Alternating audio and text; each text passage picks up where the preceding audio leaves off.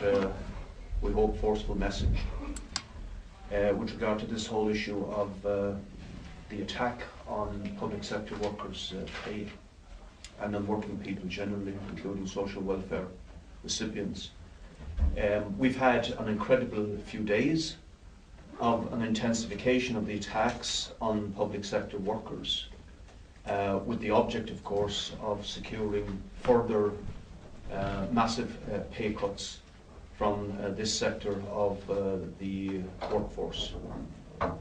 We've had the spectacle of the roaring mice from the Fianna Fáil backbenches shouting about 12 days of unpaid leave, which actually we are opposed to because it is a pay cut, straightforward. But the roaring mice were out not because, as they claimed, ordinary constituents were getting onto them, but because reactionary business elements certainly were getting onto them, demanding that they should oppose this particular measure. The business element wanting a straight pay cut so that it would be a precedent for themselves in 2010, first to public sector workers, then extend it into the private sector as a whole. The roaring mice were the toothless dogs who didn't bark for 10 years while I was in the Dáil, when a generation of young workers were being crucified by the cabal of speculators, developers and bankers in the housing market, saddled with 30 to 40-year mortgages and with massive mortgage payments and making fantastic fortunes. And the Fianna Fáil backbenchers and councillors grovelled to this cabal rather than represent the ordinary constituents that they claim to now. We say in brief, workers didn't cause this crisis. Workers had no hand actor part in this crash, and therefore workers shouldn't pay a cent. And that's the bottom line for us. And today I have, and I'll call first on Terry Kelleher, who's a member of the executive of the Civil and Public Service Workers Union, which is the low to middle income public sector workers, to put the position and the recommendations that we want the trade union movement to take up. Terry. Well,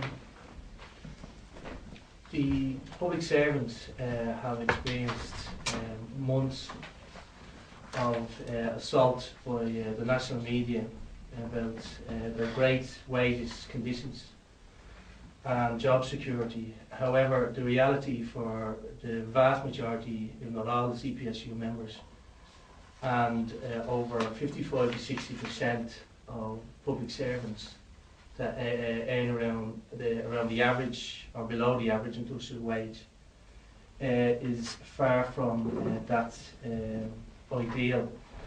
And the reason why McLoughlin and Begg wanted to push for a special leave rather than accept a pay cut is they knew that such a pay cut would meet severe resistance among the vast majority of public servants, who are angry because they feel that they're being made scapegoats of the present situation. They've seen their wages drop by 15% in a whole, in terms of the pension levy, the health levy and the withdrawal of the national wage scheme, which for people on 500 euros a week taken home is quite a lot of money, an enormous amount of money.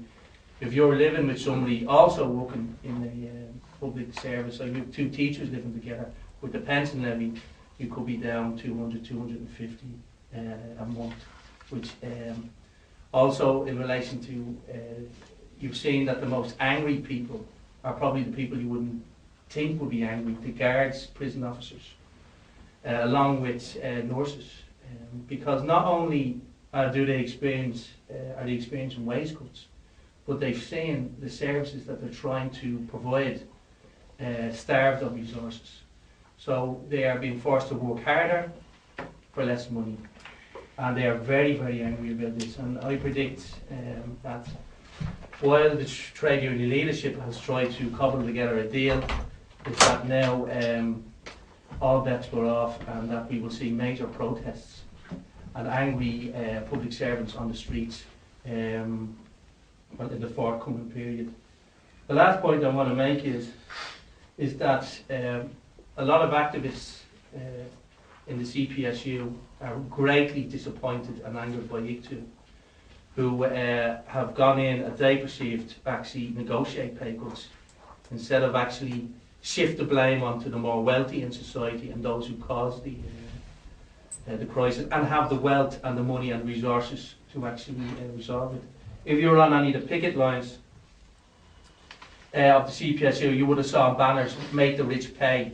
It's not a slogan, it's actually the position of the CPSU, is that a small cabal of people have made an enormous amount of money, billions in the course of the Celtic Tiger, and that the official position of the CPSU is that a wealth tax should be brought in, windfall wealth tax in particular areas, to actually get the money that's needed to keep the services and keep the public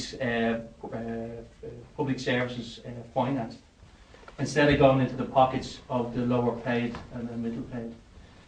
Also, we feel that TEEU now look humiliated and foolish for their actions. At the start of this year, they had a one-day stoppage on the 26th of February, if memory serves me correct. They called off the next one on the 30th of March and went into talks, of which absolutely nothing happened. And the exact same thing has happened.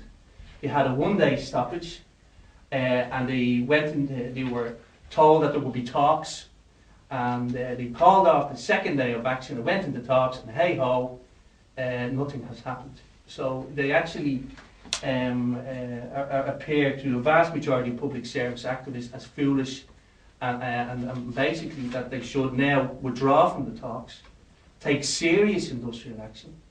We would call for a 24-hour public sector strike to seriously take action against this government and force them to change their strategy of hitting the lower paid and the public servants, and actually go after the sector in society that actually caused and can pay for, and that's most important, can pay for this crisis.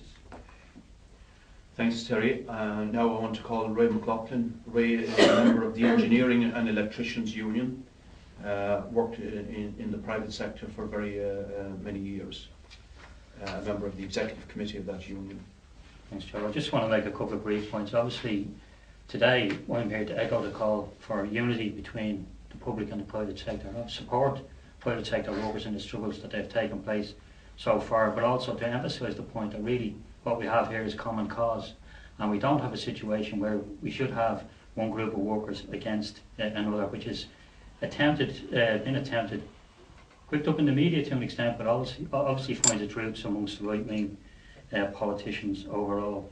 And I would call on all public sector, all private sector workers to support the efforts of the public sector workers to fight against the cuts in wages that are being proposed and conditions, because in reality, whilst there have already been a lot of attacks on the private sector, if they are successful in breaking into the paying conditions of public sector workers, that will find itself echoed on a much larger scale within the private sector overall.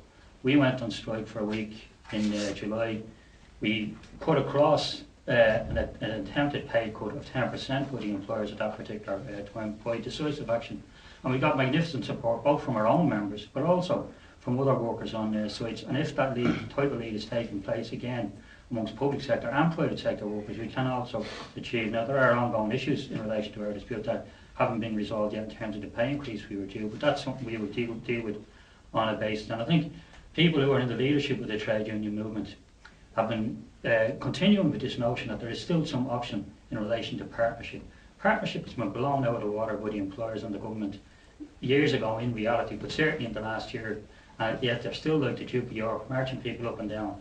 They need to take decisive action, and if they're not prepared to take decisive action against the government, they should stand aside and let the people who are prepared to take action do so, because in reality, as already people are disillusioned with the leadership in the Irish Congress of Trade Unions, and they're doing more damage by continuing on the line that they're taking at this point in time, and they should, as the point was made by Joe, take a position now, no cuts in services, no cuts in wages, and all out to prevent any further attacks taking place.